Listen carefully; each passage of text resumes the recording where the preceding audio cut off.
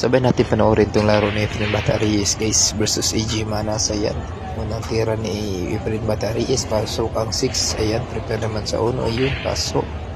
Tira 2. Ayan, tira 2. Ayun, pinaatras yung bola. Prepare naman sa 3. Ang galing ng ginawa ni Efren Bataries guys. Ayan, tira 3. Ayun, pasok dun sa dulo. Prepare naman sa 4. Ayan, tira 4 naman guys. Ayan, pasok dun sa dulo. Ayun, tira 5. Ayun, bounce yung bola.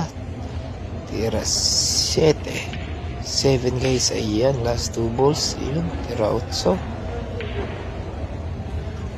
Ayun, tandaan lang, tamang timing lang. Ayun, pasok. Last balls sa 9.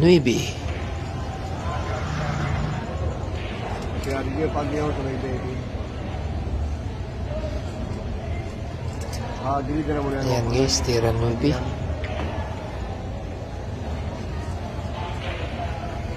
Ayun, pasok sa side pocket. Panalo si Efren Bataries.